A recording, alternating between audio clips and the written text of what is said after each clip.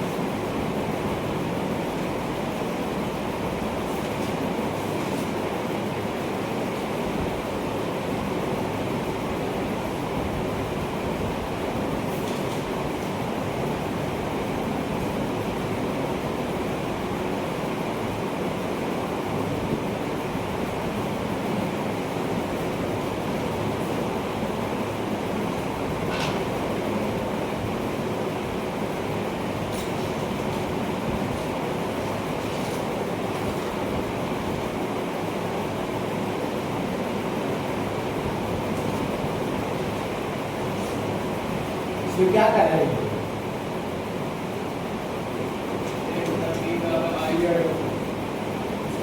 C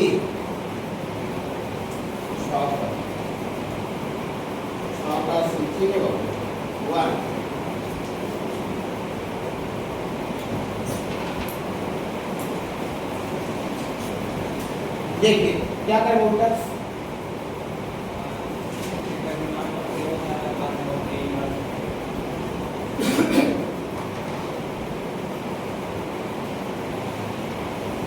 A inverse का determinant 1 बटा determinant of ए बराबर होता है। यस, ऐसा ए इन्वर्स का डिटरमिनेंट ये 1 बटा डिटरमिनेंट एक बराबर होता है बाबू, ऐसा होता है। हाँ देखिए, अब यहाँ पर आपको ए इन्वर्स का डिटरमिनेंट, तो ए इन्वर्स ही आपका मैट्रिक्स बी। ए इन्वर्स, ये जो मैट्रिक्स भी है वो किसका इन्वर्स है? ए का इन्वर्स है ना, दिया हुआ क्वेश्चन, ये प्रॉब्लम क्वेश्चन, ये प्रॉपर्टी बताएगा बाबू। ए का इन्वर्स का डिटरमिनेंट 1 बटा डिटरमिनेंट ए के बराबर होता है। तो हम लोग यहाँ पर प्रॉब्लम क्वेश्चन जो मैट्रिक्स ए का इन्वर्स है वो किसके बराबर है बाबू? बी के बराबर है, बी के बराबर है। मतलब हम लोग यहाँ ए का इन्वर्स की जगह पर बी का डिटरमिनेंट रख सकते हैं, बी का रख सकते हैं। इसका मतलब देयरफॉर यहाँ से ए का इन्वर्स की जगह पर डिटरमिनेंट ऑफ बी ये किसके बराबर होगा? 1 अपॉन डिटरमिनेंट ए के बराबर होगा। इसके जगह पर ये रखेंगे डिटरमिनेंट ऑफ बी, जब बी दिया हुआ है तब बी का डिटरमिनेंट निकाल देते हैं। तो बी का डिटरमिनेंट निकाल देंगे तो हमको उसको 1 बटा कर देंगे तो डिटरमिनेंट ए पता चल जाएगा। ओके हाँ, ये समझ में आई वाले जो लिखे हैं ये वाला लाइन, ये लाइन लिखा हुआ है क्या में नोट्स में फार्मूला का बुक में फिर बाबू। हाँ देखिए यहाँ से नाउ डिटरमिनेंट बी निकालिए, तो डिटरमिनेंट बी इसको स्पैन कर दीजिए, स्पैन कर दीजिए बाबू। पहला रो के पहला कॉलम में लो प्लस अल्फा प्लस 5, ये खत्म ये खत्म, -2 और -3। हाँ और ये प्लस का तो -0 इंटू पूरा 0 हो जाएगा, -0 इंटू पूरा 0 हो जाएगा बाबू। प्लस माइनस का प्लस अल्फा, यहाँ से बाबू आपको प्लस अल्फा, ये खत्म ये खत्म, सॉरी ये खत्म नहीं होगा सुनता लगता। यहाँ से बाबू ये 2 अल्फा और -2, यहाँ से ये 2 अल्फा और -2, ये डिटरमिनेंट ऑफ बी निकाल रहे हैं। कितने कर रहे हैं बाबू, ये खत्म है तो -3 ये तो पूरा 0 हो गया और फिर x से पास करके कॉलम ये 2 अल्फा -2। ओके यहाँ से बाबू आपको आ जाएगा -25 और प्लस 2 अल्फा का स्क्वायर और -2 अल्फा, ये डिटरमिनेंट ऑफ बी निकल गया, डिटरमिनेंट ऑफ बी। तो डिटरमिनेंट ऑफ बी निकला तो देयरफॉर डिटरमिनेंट ऑफ ए कितना आ जाएगा, देयरफॉर डिटरमिनेंट ऑफ ए बराबर 1 बटा डिटरमिनेंट बी, यहाँ से 1 बटा डिटरमिनेंट बी, तो डिटरमिनेंट बी आपको है -25 और प्लस 2 अल्फा का स्क्वायर -2 अल्फा, ये डिटरमिनेंट ए निकल गया, डिटरमिनेंट ए। और एक according to question determinant A plus 1 का वैल्यू 0 दिया हुआ है, डिटरमिनेंट ए प्लस 1 का वैल्यू 0। इस समझे प्रॉपर्टी अप्लाई हो, समझिए ना। यहाँ से फिर डिटरमिनेंट बी निकाल दिए, इसको यहाँ कर दिए तो डिटरमिनेंट ए का वैल्यू 1 बटा डिटरमिनेंट बी के बराबर आ गया, 1 बटा डिटरमिनेंट बी के बराबर। ओके हाँ, और एक अकॉर्डिंग टू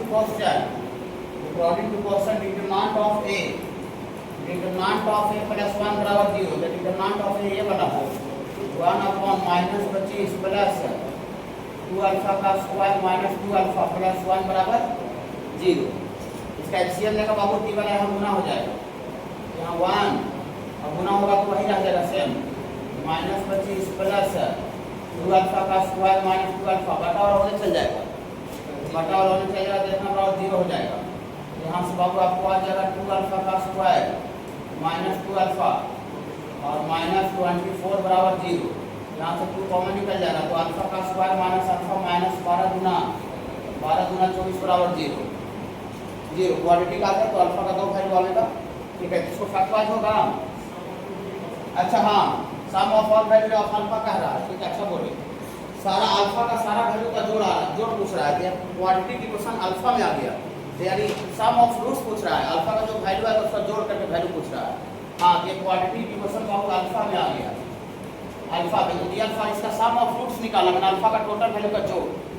फिर बाबू यही पूछ रहा है क्वेश्चन में, तो therefore sum of roots कितना होता है बाबू, सम ऑफ रूट्स -b/a, तो -b की जगह पर -b, तो b की जगह पर -1, b की जगह पर -1 -b होता है, अब बटा a की जगह 1, तो माइनस से प्लस 1 हो जाएगा।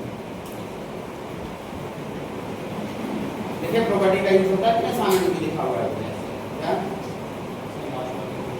ये वाला देखिए, इसीलिए नहीं थोड़ा सा एडवांस यूज करते हैं। देखिए अब यहाँ पर अल्फा का अगर हम वैल्यू निकाल कर अगर जोड़े तो सब बच्चा समझ जाएगा, ठीक है। सारा अल्फा का सारा वैल्यू का जोड़ करके पूछ रहा है क्या होगा, ठीक है। हाँ, इसमें अल्फा में क्वाड्रेटिक है, तो जो अल्फा में क्वाड्रेटिक है तो रूट्स का जो वैल्यू आएगा वो अल्फा का वैल्यू आता है।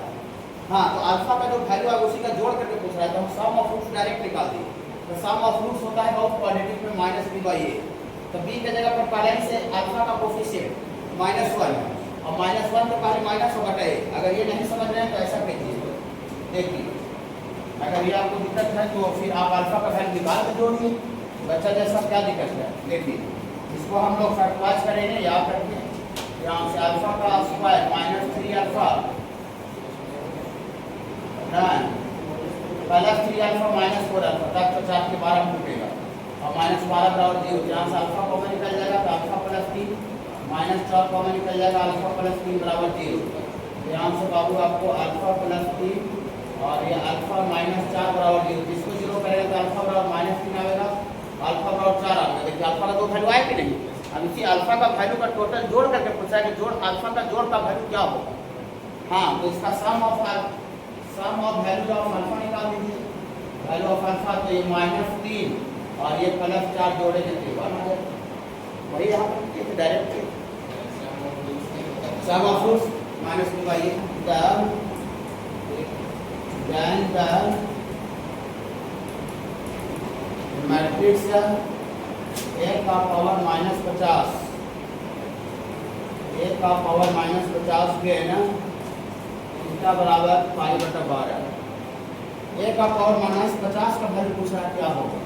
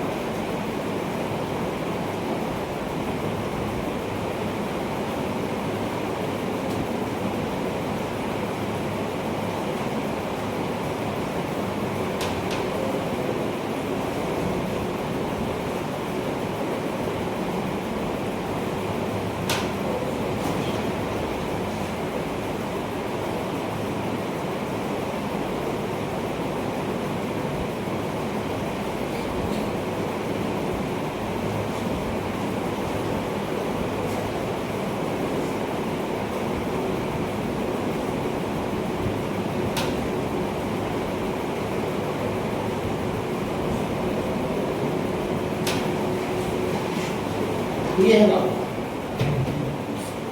ये दिया हुआ है और A का पावर -50, ठीक है।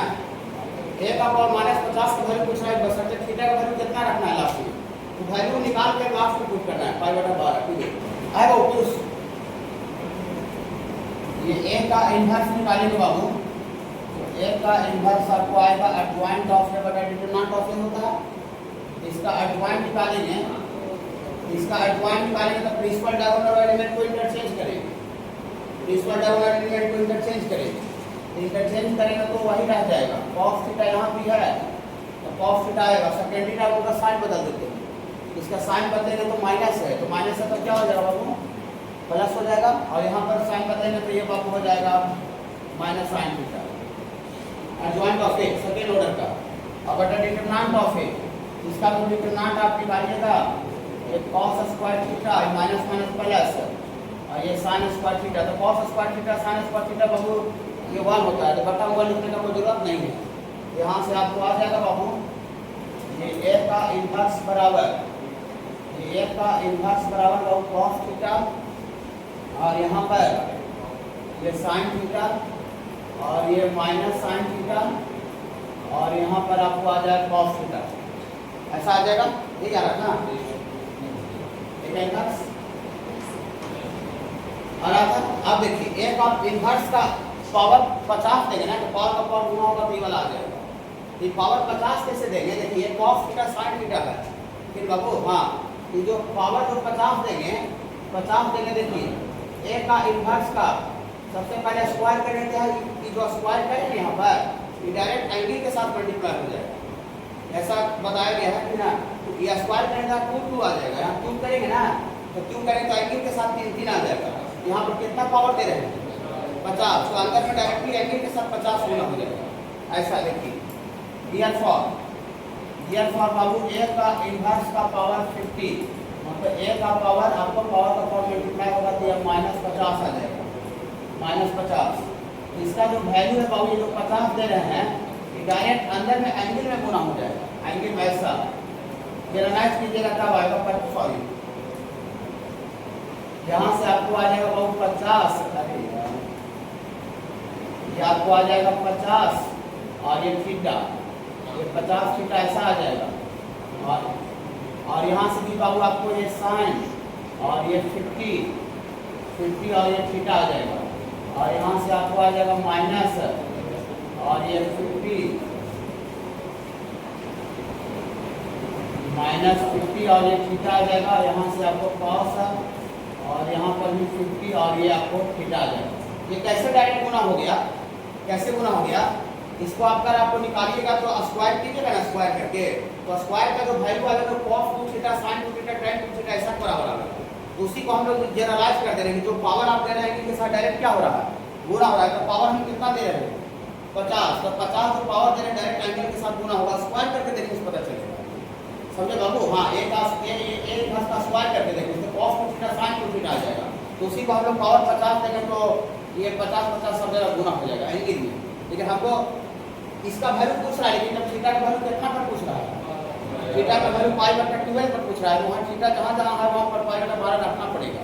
लेकिन आज इसमें पुट कर देंगे बाबू, पुट कर देंगे थीटा बराबर π/12।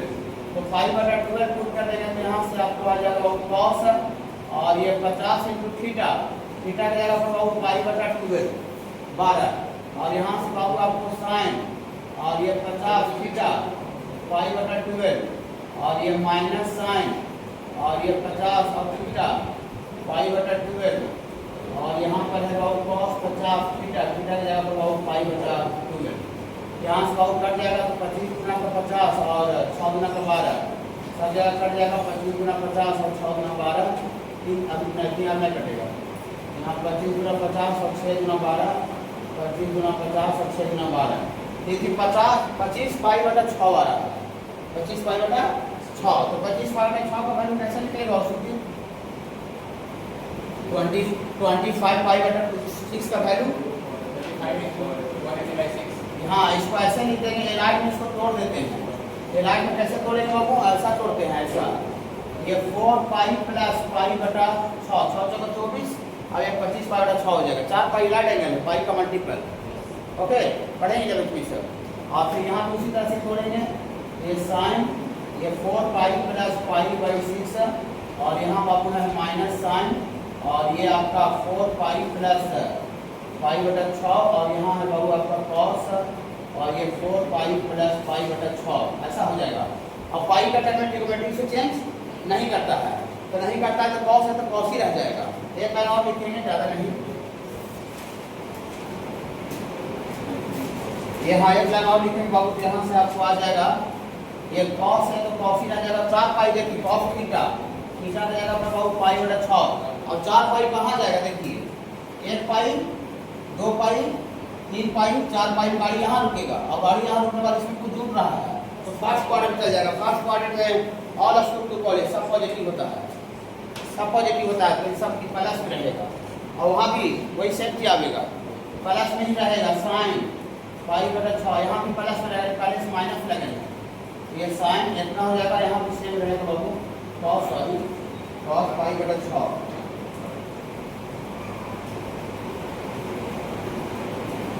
तो यहाँ से बाबू आपको आ जाएगा, ये 30 डिग्री है, 180/6 30 डिग्री। cos 30 का वैल्यू कितना होता है, √3/2। यहाँ √3/2 साइन 30 होता है 1/2 -1/2। ये आपको ऐसा आ रहा है, ये वाला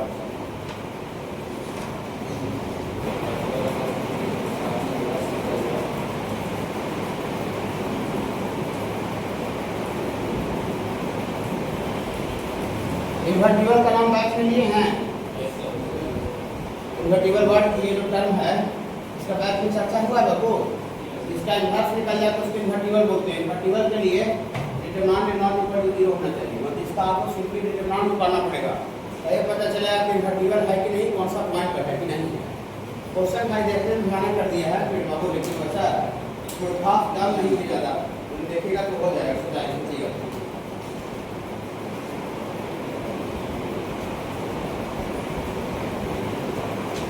का वैल्यू 0 नहीं होना चाहिए। अब उसका ऊपर वाला का डिटरमिनेंट निकालना पड़ेगा बाबू, डिटरमिनेंट। तो नाउ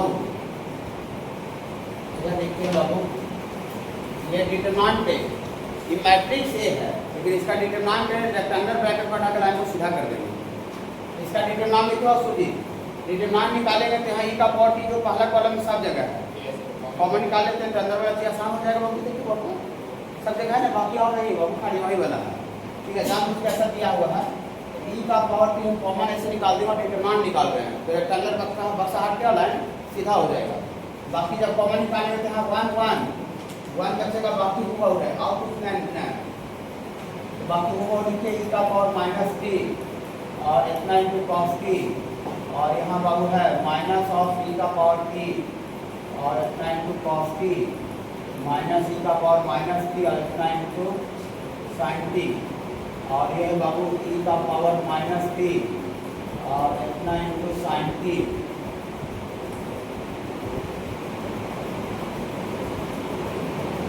इतना इंटू साइन टी।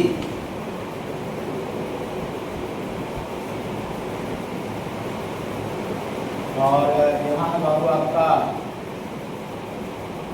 यहाँ है बाबू आपका माइनस ऑफ ई का पावर टी और इतना इंटू साइन टी प्लस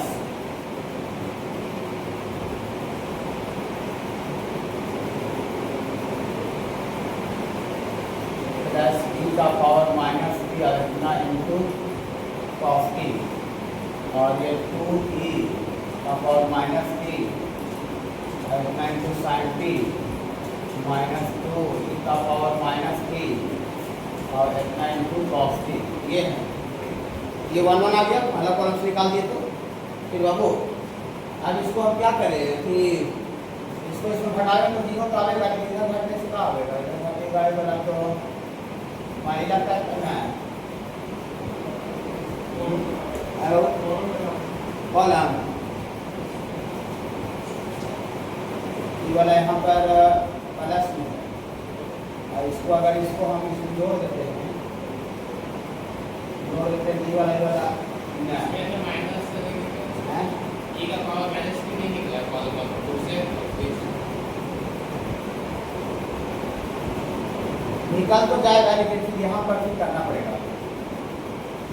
मैंने यहाँ पर नहीं है तो गुना भागा करना पड़ेगा, इसमें नहीं है, इसमें है, इसमें इसमें भी है। और ई का पावर माइनस टी यहाँ से भी ई का पावर माइनस टी निकाल ही लेते हैं।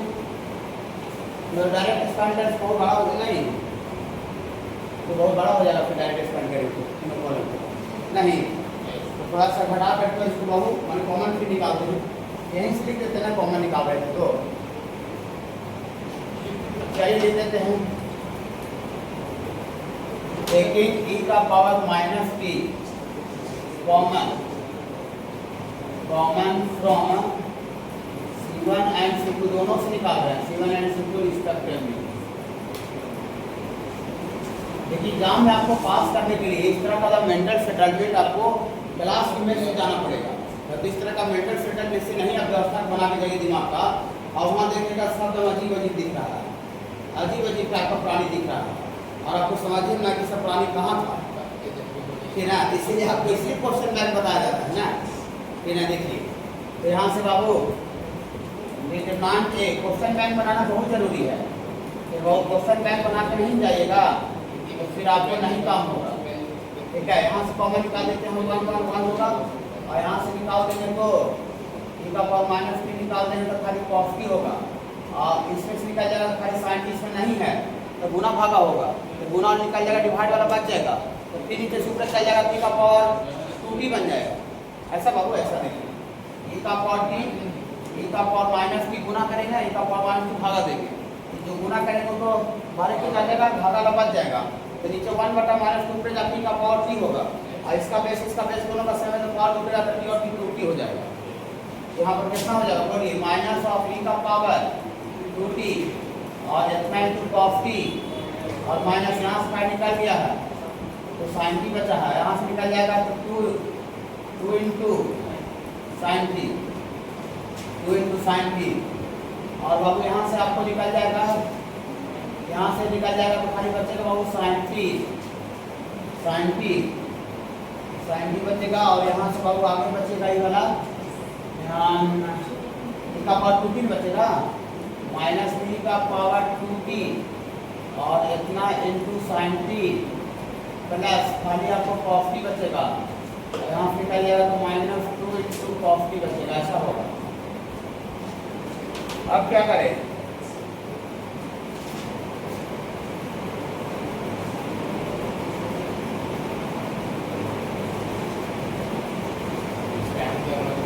तो कुछ नहीं हो रहा है,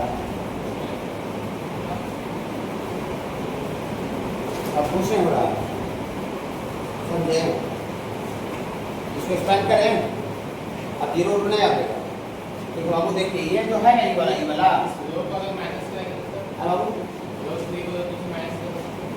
इसको माइनस करेंगे तो वन माइनस वन जीरो होगा, लेकिन यहाँ माइनस करेंगे तो फिर यहाँ भी कुछ माइनस साइन फ्री हो जाएगा, और फिर यहाँ माइनस करेंगे तो इधर ही कर सकते हैं, जीरो ला सकते हैं कि ना, देखिए। और ये वाला इसको घटाएंगे तो वन माइनस वन जीरो, उधर कुछ नहीं होगा कि ना। ये वो कर देंगे कम से कम R2 को R2 माइनस R3, R2 को R2 माइनस R3, यहाँ से मान ये बराबर है, ये दोनों जुड़ जाएगा तो ये 1 हो जाएगा। ये से में पावर जुड़ेगा, टी का पावर जो 1 हो जाएगा, तो 1 हो जाएगा, खाली कम वाला बचेगा, ये वाला बचेगा माइनस टी, वाला 1 हो गया, और यहाँ से 1, और यहाँ से बाबू आपका cos t, और यहाँ से बाबू sin t, यहाँ घटा रहे हैं तो 1 माइनस 1 जीरो, यहाँ घटा रहे हैं तो e का power minus 2t cos t minus 3 sin t हो जाएगा, 3 sin t, और यहाँ घटा रहे हैं तो प्लस हो जाएगा, e का माइनस e का पावर 2t और s9 to sin t plus 3 cos t, और ये 1 और ये 2 sin t, और यहाँ पर आपको हो जाएगा माइनस 2 cos t, ऐसा हो जाएगा, समझे। इसलिए देखिए बहुत लंबा खिंचा गया, इसमें इतना लिखते हैं, फिर वो स्टैंड कर देते हैं, ठीक है। देखिए बुलावे लिखा, इसको एक्सपैंड कर देते हैं बाबू, तो एक्सपैंड अलोंग, पहला कॉलम के अलोंग एक्सपैंड कर दीजिए, एक्सपैंड अलोंग C1, यहाँ से बाबू आपको e का पावर माइनस टी, e का power minus T plus 1 logic, ये खत्म, ये खत्म, ये वाला गुना होगा बाबू, ये गुना होगा कि आप ये वाला इसमें गुना कीजिए, तो माइनस माइनस 2 e का पावर 2t, और ये cos स्क्वायर t होगा, cos स्क्वायर t, और फिर ये वाला इसमें गुना करेगा 3 दूनी 6 sin t cos t, ये वाला गुना होगा, ये वाला तो माइनस माइनस प्लस 2 e का पावर 2t, और इतना इंटू sin t, और माइनस 3 दूनी 6 sin t cos t, ऐसा होगा। हाँ ये वाला गुना, और ये प्लस वन माइनस जो पूरा खत्म हो जाएगा, प्लस माइनस प्लस 1, तो प्लस 1, फिर ये खत्म हो जाएगा, फिर ये गुना होगा, ये गुना होगा बहुत, तो माइनस में e का पावर 2t, और ये sin t into cos t, और फिर ये वाला यहाँ गुना करें तो plus e cos square t, ये खत्म, ये खत्म, 30 गुना 30 को, ये वाला गुना होगा, ये वाला गुना होगा, तो माइनस माइनस प्लस e का पावर 2t, e का पावर 2t और sin t into cos t, और यहाँ पर ये गुना होगा तो बहुत प्लस हो जाएगा 3 sin स्क्वायर t, ये ऐसा फाइनल वैल्यू आ रहा होगा, ठीक है। रुक जाइएगा, ये वाला कॉमन निकलेगा 3, तो ये वाला मिलाकर कितना हो जाएगा, cos स्क्वायर sin स्क्वायर 1 हो जाएगा, बचेगा 3, और ये वाला दोनों लगता है सेम है, सेम है सर, हाँ, जितना विशाल लग रहा था उतना हुआ नहीं,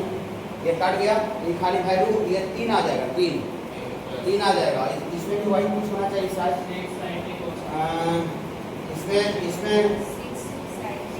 हाँ हो गया काम, और कम हो गया, ठीक है, जितना विशाल लग रहा था नहीं था, और इसमें 2t वाला कॉमन निकालेंगे तो sin square t cos square 1 हो जाएगा, तो 1 हो जाएगा, खाली कितना बचेगा, कितना बचेगा, e का पावर माइनस t वाला बाहर वाला, और यहाँ 2 e का पावर 2t, और ये तो sin square t cos square 1 हो गया, 1 हो गया तो कट ही गया, और ये वाला आंसर में कितना आ रहा है, 3 आ रहा है, 3 कॉमन निकालेंगे तो 3 आ रहा है, 3 गुना 1 3, ऐसा आ रहा है, देखिए घबराइएगा नहीं। आप जानते हैं बाबू एक्सपोनेंशियल, ये ई एक्सपोनेंशियल है, एक्सपोनेंशियल का पावर दुनिया का आप कुछ भी दीजिएगा ना तो कभी जीरो नहीं आता, ऑलवेज पॉजिटिव आता है, जीरो तो छोड़ दीजिए, ऑलवेज पॉजिटिव आता है। अगर आप पढ़ाएंगे ठीक है, फॉरेक्स का ग्राफ इस तरह से पढ़ाएंगे कैलकुलेशन में, ठीक है, उससे मतलब नहीं है। एक्सपोनेंशियल का पावर आप जीरो भी दीजिएगा तो समथिंग का पावर 1 होता है, और आप प्लस या माइनस दे दीजिए, ई का स्क्वायर, तो ई का स्क्वायर तो जीरो होगा नहीं, और माइनस में दे दीजिए, और माइनस हो जाएगा 1/e का स्क्वायर, समझे, ये कभी भी जीरो नहीं हो सकता, ई का पावर कुछ भी दुनिया का कोई भी चीज दिया तो जीरो नहीं होगा, तो नहीं होगा, तो यहाँ देखिए एक्सपोनेंशियल है, एक्सपोनेंशियल कभी जीरो हो सकता है, एक्सपोनेंशियल नहीं, t बराबर 0 हो गया तभी नहीं होगा, कि वो टी बराबर 0 हो जाएगा तब तक भी नहीं होगा। एक्सपोनेंशियल का पावर आप 0 दीजिएगा तो कभी भी 0 नहीं होगा। हाँ तो ये देखिए ये एक्सपोनेंशियल है, हमको खाली लगता था कि साइन कॉस आ रहा था, इसकी प्रॉब्लम था। अगर साइन कॉस 0 होता है हो सकता था, लेकिन साइन कॉस सिस्टम पूरा दुनिया से क्या हो गया, दुनिया से हट गया, खत्म हो गया। अब खत्म होकर खाली एक्सपोनेंशियल बच रहा है। एक्सपोनेंशियल ई का पावर दिख रहा है, ई का पावर ये वाला जो दिख रहा है वो कभी भी 0 नहीं होगा। ये भी ई का पावर कभी भी 0 नहीं होगा। 3 थोड़ी कभी 0 होता है कि ना, ये तो 0 नहीं में 0 नहीं से गुना होगा तो 0 थोड़ी आ जाएगा।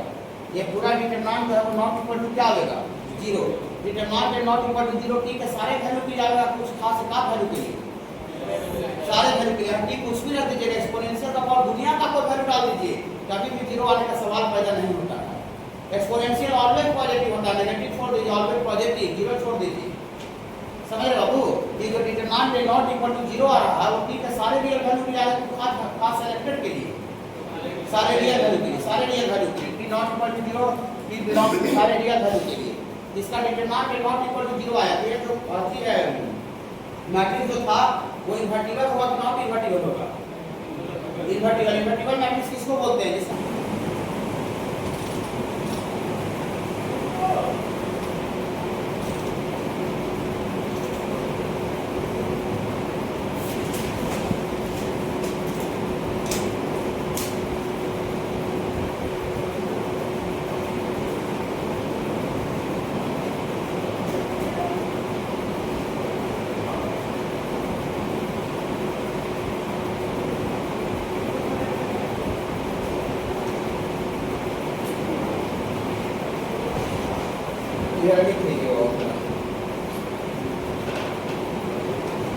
कॉस और साइन का टर्म इसको स्प्रेड करके खत्म हो गया बाबू, और सिर्फ बचा एक्सपोनेंशियल। एक्सपोनेंशियल कभी भी 0 नहीं आएगा और नहीं कभी नेगेटिव आएगा, वही नॉट इक्वल टू 0 पूरा हो गया सारे रियल वैल्यू के लिए।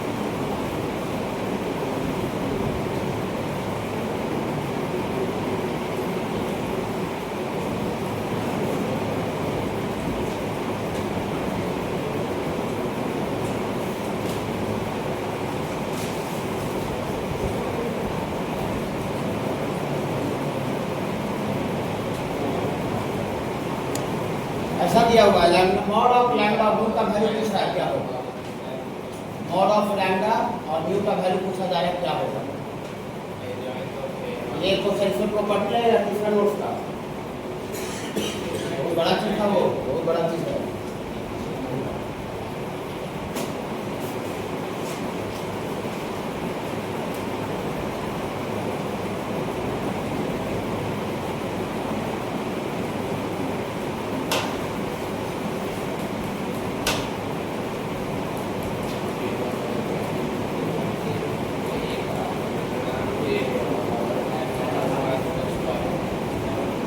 अभी आप सीखने के लिए प्रॉपर्टी को ऑब्जेक्ट करके नहीं कर सकते, लेकिन प्रयास कीजिएगा धीरे धीरे उसको पूरा प्रैक्टिस करते करते पूरा दिमाग में कैच करेगा कि बाबू हाँ वहाँ को देखने करने का ऑप्शन रहेगा नहीं।